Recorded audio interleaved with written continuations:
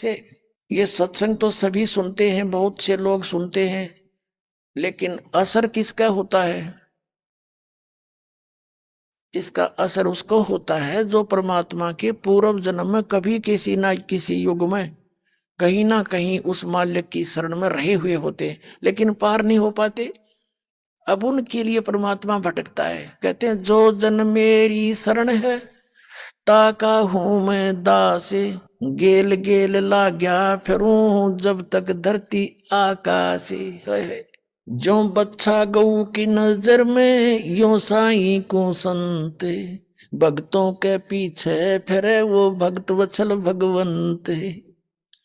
अब परमात्मा जगह जगह जा करके, नगर नगर गांव गांव में एक दिन में 100 जगह प्रकट हो जाते थे। एक सिद्धि वो चोले धारा है। ये परमात्मा तो सिद्धियों का भंडार होता है, वो सदुपयोग करता है। ये नकली संत परमात्मा से ही एक हल्दी की गांठ लेकर सिद्धियां प्राप्त करके ये पंसारी बन जाते हैं, अपना भक्ति नाश करते हैं। अब परमात्मा ने एक एक दिन में कई कई जगह प्रकट होकर के और ऐसे अपने वचन सुनाए। जो परमात्मा के पूर्व जन्म के संस्कारी थे, एक ही परिवार में 4-5 सदस्य हैं, 2 सदस्य मानते हैं, 4 नहीं मान रहे, चाहे सिर पटक ले। अब ऐसा क्यों है? इसके लिए एक उदाहरण देते हैं। ये कोयल होती है, कोयल अपना अलग से घोंसला बनाकर अपने अंडे उत्पन्न नहीं करती। क्यों नहीं करती? क्योंकि कौवे और कौवी उसके अंडों को खा जाते हैं। वो दाव लगाए रहती है, आसपास देख लेती है किसी वृक्ष पर किसी कवि ने अंडे पैदा कर रखे हों, तो वो गर्भवती जो होती है कोयल, वो जब वो कवि कहीं चुग्गा चरने जाती है आहार के लिए, छोड़कर आलने को घोंसले को, पीछे से उसमें अंडे पैदा कर देती है, अपने अंडे छोड़ देती है और दूर बैठ जाती है जाके। अब वो कौवी आती है शाम को, जब भी वापस आती है तो वो देखती है अंडे 4 हो गए।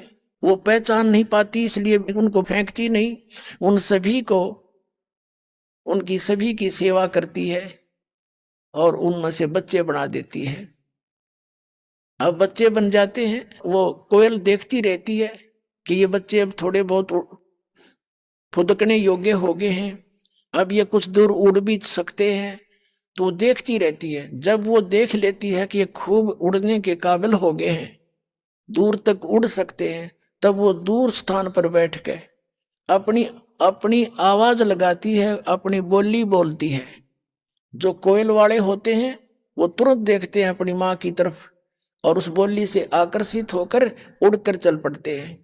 और कागड़ा का भाव में भी कोनी, वो कवि वाले नो के नो बैठे बैठे मटर मटर देखते रहते हैं। तो वो कोयल वाले बच्चे उड़कर उस आवाज की तरफ चल पड़ते हैं। वो कोयल फिर वहां से उड़ चलती है, को करती हुई आगे चली जाती, दूर निकल जाती है। वो बच्चे उसके पीछे पीछे दूर चले जाते हैं। वो कवि थोड़ी दूर तो उसके पीछे जाती है, मेरे बच्चे गए। फिर वो सोचती है पीछे वाले कहीं और कोई ना बर्बाद कर दे, ये तो गए सो गए, तो वापस आ जाती है।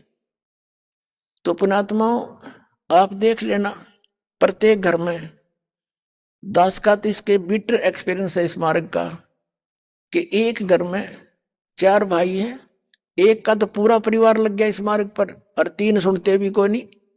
तो यही समझ लेना काग और कोयल का अंतर है ये। तो वो कभी ना कभी परमात्मा की शरण में रहे, उनके अंदर वो आस्था पैदा कर रखी है परमात्मा ने, और मालिक की वाणी को वो शीघ्र ग्रहण कर लेते हैं। अब पुण्यात्मा, परमात्मा की दया है आपके ऊपर कि वो तो उनके पूर्व जन्म के संस्कार थे जिनसे वो शीघ्र ग्रहण कर गए। अब संस्कार बनाए जाएंगे, सब तो आत्मा तो भगवान की है। तो ऐसी तरीका अपनाया दाता ने कि उसकी वाणी में इतनी शक्ति है, कबीर भगवान की वाणी में, कि जो नहीं सुनते हमारी बात, नहीं भगवान के निकट आना चाहते, उनको भी ये ज्ञान ऐसे तरीके से सुनाया जाएगा और उस परमात्मा की वाणी का असर उन पे भी धीरे धीरे होगा, क्योंकि भगवान के बच्चे हैं और इन पर थोड़ा टाइम लग जाएगा, असर होगा। जैसे अब एक घर में परिवार ने नाम नहीं ले रखा, 1-2 बच्चा नाम ले रखा, या माता पिता ने ले लिया, बालक नहीं मानते, बालक ने ले लिया, बेटा बेटी ने ले लिया तो माता पिता नहीं सुनते। लेकिन घर में परमात्मा की वाणी, आरती और ये सत्संग वो बच्चे वैसे चलाते हैं। अब घर से बाहर कहाँ जाएंगे वह शेष बचे हुए, कभी ना कभी तो वो सुना नहीं गए तो बैठे तो रहेंगे, ना सुनते आरती करें कर लेने दे, ना बैठ जाते हैं, तो उनका असर होगा उनके ऊपर।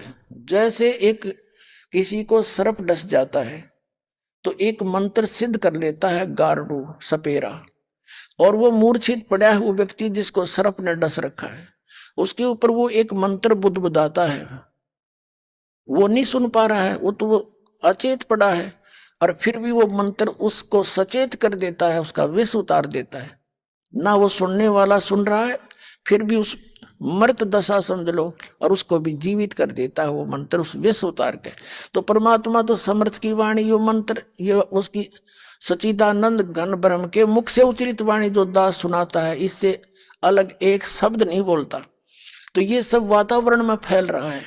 अब टीवी के माध्यम से कहीं बच्चे हैं जेब में मोबाइल लगा के सत्संग सुनते हैं, बस में बैठे जा रहे वहां सुनते हैं, चार दो तीन और कान लगा के सुनते हैं। कई भक्त कहते हैं ट्रेन में हमने मोबाइल चला दिया, चार पांच आस पास के बैठ के सुनने लगे, वाह भाई वाह बहुत अच्छा सत्संग है। तो वो ना सुनेंगे, लेट जाते हैं थोड़ी देर में, तो उन पर भी असर हो रहा है। तो इस प्रकार वो धीरे धीरे उनकी आत्मा पर जो अज्ञान का विष है वो हट जाएगा।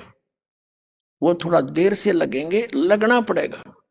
तो प्रसंग चला था कि ज्ञान संपूर्ण होया नहीं और हृदय नहीं छिदावे, और देखा देखी भक्ति का यो रंग नहीं ठहरावे।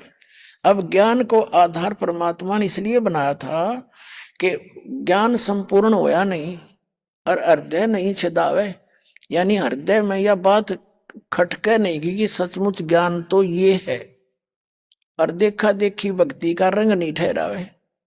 अब इसका एक थोड़ा प्रमाण देना पड़ेगा। परमात्मा ने जगह जगह ऐसे सत्संग किए,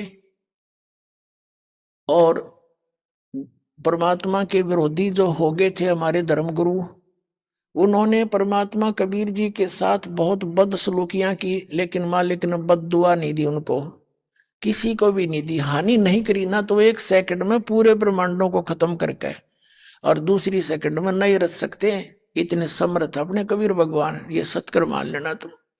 जाके अर्ध रोम पर सकल पसारा, ऐसा पूर्ण ब्रह्म हमारा। गरीबदास जी कहते आंखों देखा भगवान का ज्ञान बताते। उसने किसी को बद्दुआ नहीं दी, कोई गाली दे रहा था उसको मालूम था कि मेरे बच्चे हैं, किसने मारूं और किसने छोड़ूं, किसको बख्सूं किसको मारूं, सब मेरे बच्चे हैं। काल दुरुपयोग कर रहा है, इनको गलत गाइड करके इनको भ्रमित किया हुआ है, झूठा नकली सुख दे रखा है, इनकी बिरान माटी कर रखी है, दुर्गति कर रखी है, अब मूर्ख बना रखा है, ये तेरा बेटा है ये तेरी बेटी है, और खूब जोड़ धन कर ले ओले सोले काम सारे, कल मृत्यु हो जाती है, बेटा तेरा नहीं है छोड़ और चल यहाँ से। है हमारे साथ धोखा, कौन सा बेटा साथ गया कौन सी बेटी साथ गई, और मान ले कि तो दुर्घटना में इकट्ठे मर भी गए तो सारे गधे बने आंडेंगे वहां इकट्ठे, फिर क्या फायदा इस पूजा का। परमेश्वर ने अपने बच्चों को जगह जगह जाकर के ज्ञान दिया। जो पुण्यात्मा पूर्व संस्कारी थे वो तुरंत मालिक के साथ लग गए। अब वो ज्ञान सुनते थे परमात्मा का, लेकिन अज्ञान सुनाने वाले धर्मगुरु भी बिना गिनती के थे। अब परमात्मा ने तरीका अपनाया था कि ये ज्ञान को तो नहीं मान पाएंगे, इनको चार्ज भी करना है, इनको मंत्र देना है, जाप करवाना है, ताकि इनको मनुष्य जीवन मिलते रहे और कलयुग के इस पिछली पीढ़ी तक ये पुनः मनुष्य जीवन प्राप्त करते हुए आ जाएं और भगवान की आस्था बनी रहे। और यहाँ पर जो विरोधी शक्ति है, शैतान युग काल है, ये चाहता है कि नकली संत भेज दूं, इनको नकली ऐसी साधनाएं बता दूं डुप्लीकेट, जिससे भक्ति मार्ग का इनको कोई लाभ ना हो, और ताकि ये नास्तिक हो जाए, कलयुग तक ये भक्ति योग रहे नहीं। तो आज आप देख रहे हो पूरा चीन नास्तिक हो गया। महात्मा बुद्ध को भेजा था, महात्मा बुद्ध ने अपनी दंत कथा अपने लोक वेद से कथाएं सुनाई, ज्ञान दिया, जैसा भी प्राप्त था, निराधार ज्ञान था। पूरा चीन उसके पीछे लग गया था एक अच्छा महापुरुष जानकर, और उनके द्वारा बताए गए भक्ति विधि से परमात्मा से मिलने वाला लाभ उनको नहीं हुआ। पहले पुण्यकर्मी प्राणी थे, उस समय ही उनको अपने आप जो लाभ होते थे वो सोचा करते थे इसी विधि से हमें हो रहे हैं। लेकिन आने वाले समय में परमात्मा से मिलने वाली राहत किसी को मिली नहीं। सब ने ये फाइनल फैसला कर लिया कि भगवान कहीं नहीं, हो गए नास्तिक। तो चाहे यही था। अब काल की ये चाल थी, ये राधा स्वामी पंथ, धन धन सदगुरु पंथ, जय गुरुदेव पंथ, ये आसाराम, ये सुधांशु जी, सारे डुप्लीकेट ज्ञान देते हैं, शास्त्रों के विरुद्ध ज्ञान दे रहे हैं। इनको कोई पता नहीं अध्यात्म मार्ग का। और ये बाल योगेश्वर और ये सतपाल जी, ये कृपालु जी, ये कुमार स्वामी, ये सब नकली डुप्लीकेट संत हैं। इनके पास कोई ज्ञान नहीं है। तो ये काल के भेजे हुए हैं, इनसे कोई लाभ नहीं होना। जैसे कई एक ये ऐड कर देते हैं फलाने व्यक्ति को ऐसे लाभ हो गया, ऐसी ऐड तो हम बता दें पहले जब हम साला सर जाया करते हनुमान पूजन, इसे सुख होया हमने, लेकिन हो रहे थे अपने पूर्व संस्कार से। और हमने में तो मानते थे इसको सालासर वाले मंदिर को। तो ये थे इस प्रकार के वो सुख एक को हो गए, उनकी ऐड कर दी, सैकड़ों प्रभावित हो गए। ये तो न्यू बना रहे हैं अपनी मार्केट, लेकिन आन देश में ये सारे फेल होंगे। ज्ञान से पता चलता है। अब जो प्रसंग चल रहा है, परमात्मा कहा करते थे दुख में सुमरण सब करें, सुख में करे ना कोई, जय सुख में सुमरण करे, दुख कहे को होए। सुख में सुमरण किया नहीं, दुख में करते याद, कहे कबीरता दास की ही, कौन सुने फरियाद। अब परमात्मा के पास वो दुखी आया करते थे, कहने लगे भाई अब तुम महादुखी हो चुके हो और तुम्हारे ऊपर एक एक परिवार पर इतने इतने कष्ट हो रहे हैं और तुम भक्ति भी कर रहे हो। कहा जी वहां मंदिर में भी जाता हूँ, वहाँ सब पूजाएं मैं करता हूँ। तो परमात्मा कहा करते फिर उस साधना का लाभ क्या हुआ तुम्हें? तो परमात्मा कबीर जी बताया करते थे मैं जो साधना बताऊंगा इसको करो तुम और फिर देखो लाभ। तो परमात्मा ये केवल 5 मंत्र दिया करते थे प्रारंभ में, और मंत्र नहीं दिया किसी अन्य को। कुछ एक महात्माओं को छोड़कर जो दृढ़ भक्त थे उनके, जिनसे प्रतिज्ञा करा ली थी कि अभी ये ज्ञान ये मंत्र सार्वजनिक ना करना, तुम स्वयं जाप करना। वो कौन कौन है? आदरणीय धर्मदास साहिब जी, आदरणीय मलुकदास साहिब जी, आदरणीय दादू साहिब जी, आदरणीय नानक साहिब जी, आदरणीय गरीबदास साहिब जी गांव छुड़ानी जिला जज्जर हरियाणा वाले, आदरणीय घीसा दास जी गांव खेखड़ा और जिला मेरठ उत्तर प्रदेश वाले। इन महापुरुषों के विषय में दास को जानकारी है, जिनको परमात्मा सीधे मिले और सीधा सही ज्ञान दिया, जो सब सदग्रंथों में प्रमाण है, जो दास को उपलब्ध है, वही उनको मंत्र दिए थे, वही ज्ञान बताया था। अन्य को केवल वो 5 नाम दिया करते थे और अपने आशीर्वाद से अपने कोटे तो सुख दिया करते उनको। एक एक व्यक्ति को कई कई सुख दिए जाता था। उसने आसपास के नगर में प्रचार किया कि मैं ऐसे गया था, एक संत आए हैं, उनसे नाम लेने से उनके आशीर्वाद से हमारे ये सुख हो गया, ये सुख हो गया। ऐसे धीरे धीरे धीरे धीरे परमात्मा के 64 लाख शिष्य हो गए थे।